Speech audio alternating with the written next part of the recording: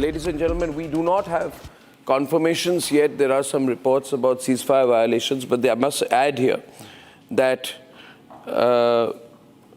we do not have any confirmations of ceasefire violations in Akhnur or those areas. There are some reports about air defense systems being activated, but that is not on record yet. We'll have to check with our sources. Ladies and gentlemen, now the point is this. We have a ceasefire. And we have the right visuals on air, please, because the visuals which are so significant today are of what we achieved this morning, of what we achieved in Rawalpindi, about the drubbing that we gave to the Pakistanis right up to this morning, General Bakshi. So I want to get your first comment on, I began my program this evening by saying I am in a debt of gratitude to our forces. I don't trust Pakistan, General Bakshi. I don't trust that they will have a ceasefire because all they've done is violated the ceasefire endlessly over the years. But I want your reading of what has happened after the magnificent performance of the Indian Armed Forces this morning and how you view the present situation, sir. Arnab, first of all, I'd like to salute the Indian Armed Forces. Salute our boys, our air warriors, absolutely, our sir. sea warriors, our land warriors, all of them.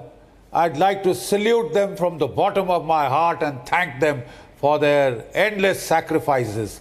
You know, I think the nation owes a great debt of gratitude to them, and it should be expressed openly and without restraint or, rectitude.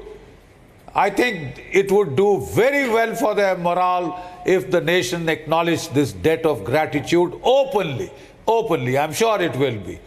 Number two, Arnab, in the annals of modern warfare, the 2025 India-Pakistan conflict of just about 4 days duration will go down in the annals, in the staff colleges and the academies as an excellent case study.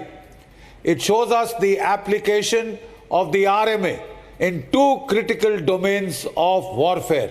One is air defense and the second is drone warfare. It has shown us some excellent, highlights. I'm very happy to state that in the domain of air defense warfare, we have put up a stellar performance. 3 days Pakistan kept banging its head against our Iron Dome, India's Iron Dome. And we performed better than the Israelis have done. And that's saying one hell of a lot. Not one Pakistani drone, not one Pakistani missile, not one Pakistani rocket got through. Except one at Firozpur, where it killed, I think, or wounded some civilians. Right? Arnab, it was an invincible wall. A wall composed of the layered packages of S-400 Triumphs, the Akashes, Akash 1 and 2, the MR SAM, long range SAM, the Barracks, the V-Shorads. It formed an invincible package. I think only the United States, perhaps the Russians, perhaps the Israelis can claim, as good a record. Let me be very straightforward. In Ukraine, their intercept rate was 70%, 3.5 years of war. In Russia, the Russians achieved a rate of 85%. Israel achieved a rate of 97 to 99%.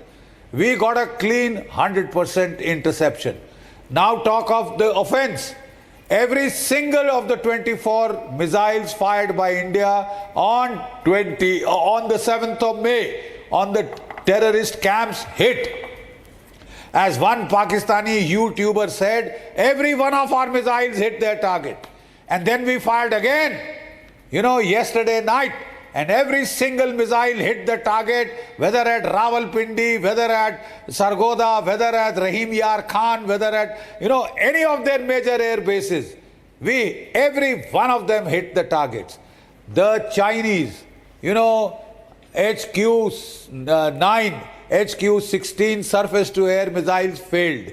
The Chinese radars failed to detect, right? The Chinese standoff beyond visual range missiles, the P-15s, they were duds. How many of them have our, civilians seen splayed out on the damn fields? It has been a PR disaster for the Chinese arms industry. PR disaster.